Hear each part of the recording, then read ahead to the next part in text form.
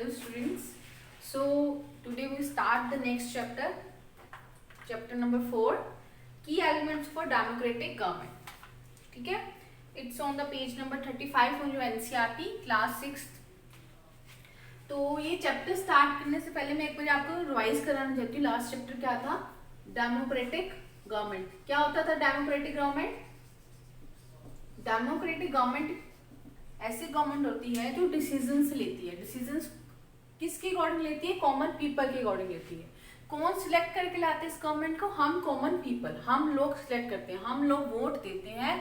तो ये गवर्नमेंट, ये डिसीजन मेकिंग पावर गवर्नमेंट की बनती है. जिस पार्टी को हम वोट देते हैं वो पार्टी पावर में आती है और वो डिसीजंस लेती है. किसके लिए डिसीजंस लेती है? Well being of the common people. हम लोगों के वेल बीइंग के लिए स्कीम्स लाती है. रेलवेज के डिफरेंट डिसीजंस लेती है. कैसे इंप्रूवमेंट हो सकती है, कैसे डेवलपमेंट हो सकती है हमारी कंट्री की, सब कुछ डेमोक्रेटिक गवर्नमेंट करती है. एंड सेकंड पार्ट हमने सेकंड इसका गवर्नमेंट के टू टाइप्स पढ़े थे. एक डेमोक्रेटिक गवर्नमेंट, एक मोनार्क गवर्नमेंट. उसमें किंग क्वीन होते थे, जिसमें क्या होता था सिर्फ वो किंग और क्वीन डिसीजन लेते थे, कॉमन पीपल की कोई भी राय नहीं ली जाती थी. लेकिन डेमोक्रेटिक गवर्नमेंट में क्या होता है कि कॉमन पीपल की ही राय ली जाती है, उनके वेलफेयर के लिए ही वर्क करा जाता है. ठीक है, आप देखिए तो please open your NCERT page number 35.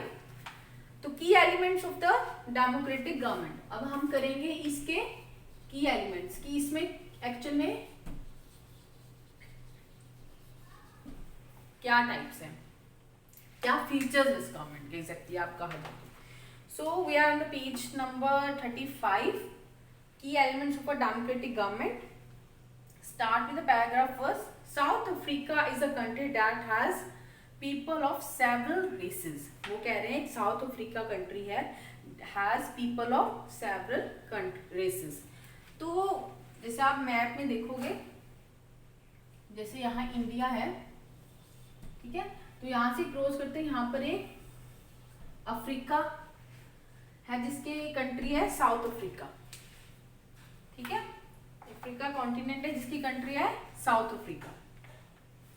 So South Africa is a country that has people of several races. बहुत सारे रेसेस के, बहुत सारे धर्म कह लो, रिलीजन कह लो, वहां के लोग रहते हैं उस कंट्री में. There are black people who belong to South Africa. कुछ ब्लैक पीपल है, ठीक है, जो कहां से बिलोंग करते हैं? साउथ अफ्रीका से. व्हाइट से who came there to settle. White people है जो वहां आए हैं सेटल होने के लिए. And Indians who came as labourers and traders.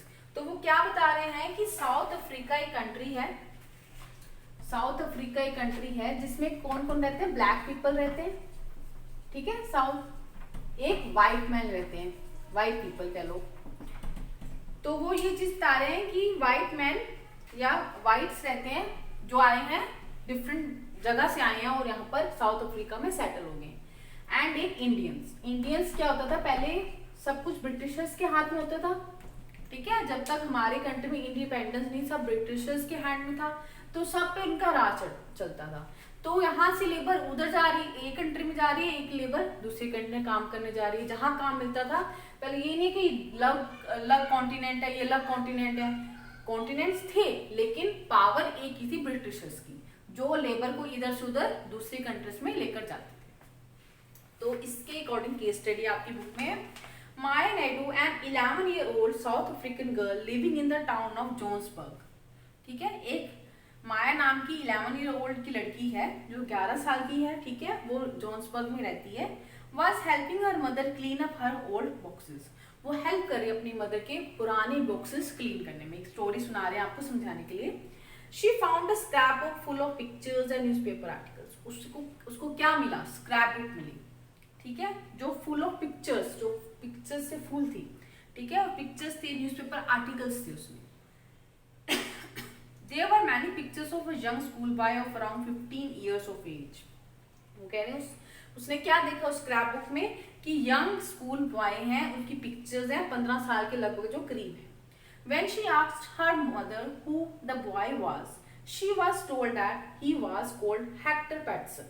वो कह रहे जब उसने अपनी मम्मा से पूछा, मदर से पूछा कि वो लड़का कौन है जिसके आपने पिक्चर अपनी स्क्रैप बुक में लगा रखी है, तो उसने उसका नेम बताया, his name was Hector. He had been shot by the police.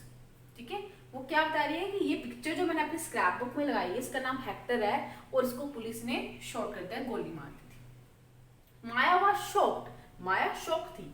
Why she asked, उसने पूछा कि ऐसा क्यों, 15 साल का लड़का है, इसको क्यों गोली मारेगी जो आपकी बुक, क्योंकि उसमें न्यूज़पेपर आर्टिकल्स लगे हुए थे उसकी स्क्रैप बुक में, तो उसने 15 ईयर ओल्ड लड़की की पिक्चर लगाई हुई थी, उसका नेम था हेक्टर। ठीक है, उसकी मम्मा ने बताया, उसकी मदर ने बताया और उसको पुलिस ने गोली मारी थी।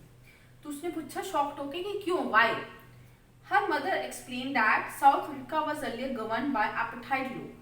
Apatite means separation on the basis of race.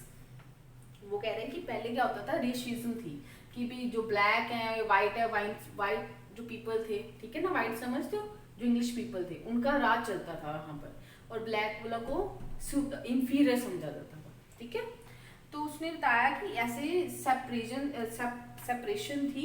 ठीक है, ये वर्ड यूज हुआ है एपेटाइट। ठीक है, तो इसका मीनिंग बता रहे हैं कि डिफरेंशिएशन थी, डिफरेंस था रेसेस का, डिफरेंट रेसेस से रिप्रेजेंट करता है ये word. South African people were divided into white, black, in Indian and coloured races. ठीक है, अब उस टाइम क्या लॉ था, एपेटाइट लॉ था। वो लॉ क्या कहता है, according to the law these races were not allowed to mingle with each other. इसके अकॉर्डिंगली डिफरेंट रेसेस के अलाउड नहीं थे, एक दूसरे से मिंगल नहीं, एक से मिलजुल नहीं सकते थे, एक जगह पे फंक्शन नहीं कर सकते थे, रेशिज्म थी उसमें।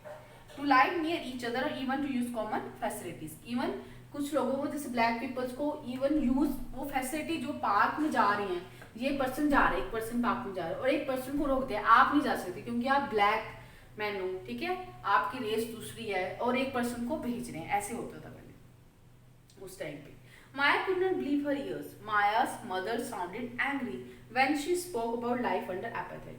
तो एकदम से माया को बिलीव ही नहीं हो रहा था कि ऐसा भी होता था कभी। तो उसकी मम्मा ने एकदम से एंग्री सा, माया मदर साउंडेड एंग्री, भी गुस्से से बोली कि ऐसे क्यों पूछ रही है, इस स्टोरी में जैसे आपकी बुक में दे रखा है। She told Maya that in those days, फिर उसने माया को बताया कि उन दिनों में क्या होता था, hospitals were separate and so were ambulances. वो कह रहे कि उस टाइम जो ब्लैक है उसकी अलग एम्बुलेंस थी, जो व्हाइट है उसके ऊपर के अलग एम्बुलेंस है, जो इंडियन उनके अलग एम्बुलेंस थी। ठीक है, इवन हॉस्पिटल्स भी अलग थे। Ambulance meant for white people would always be well equipped while one meant for black people was not. ठीक है, एम्बुलेंस व्हाइट पीपल्स के लिए बनी हुई थी, व्हाइट पीपल के लिए बनी हुई थी, दूसरों के लिए, ब्लैक के लिए नहीं थी। There were even separate trains and buses. Even the bus stops were different for black and white people.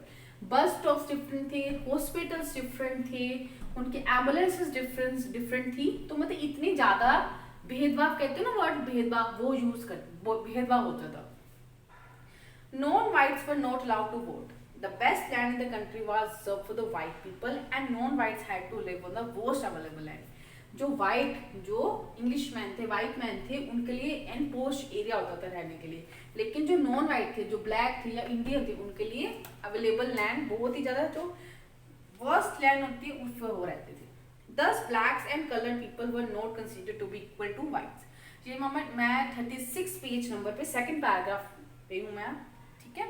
तो black and coloured people were not considered equal to the white, कि ब्लैक और Indians को white के comparison में नहीं रखा जाता था। तो अब वो आगे एक स्टोरी सुना रही है। One black township was the south western township. उसने एक टाउनशिप का नेम लिया south western township.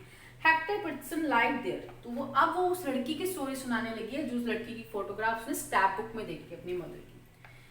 Hector Peterson lived here and he and his classmates joined the protest against learning the Afrikaans language in school. वो कह रहे हैं कि वो क्लासमेट्स थे उसके, और जो हेक्टर था उन्होंने प्रोटेस्ट किया था। किसके खिलाफ प्रोटेस्ट किया था? अफ्रीकन्स लैंग्वेज के खिलाफ। क्या था वो? This was the language that the white spoke. वो कह रहे हैं अफ्रीकन्स लैंग्वेज बोलते थे वाइट, तो उन्होंने कहा था कि भाई हमारी लैंग्वेज क्यों नहीं बोली जाती यहाँ पे, सिर्फ अफ्रीकन्स लैंग्वेज ही क्यों बोली जाती है। तो प्रोटेस्ट कर रहा था क्योंकि सब इक्वल होते हैं, सब ह्यूमन बीइंग इक्वल है, तो क्यों नहीं बोली जाती है, सिर्फ वाइट मैन बोलते हैं वही लैंग्वेज को क्यों कंसीडर करा जाता है स्कूल में। Hector and other school students were being forced to learn this language.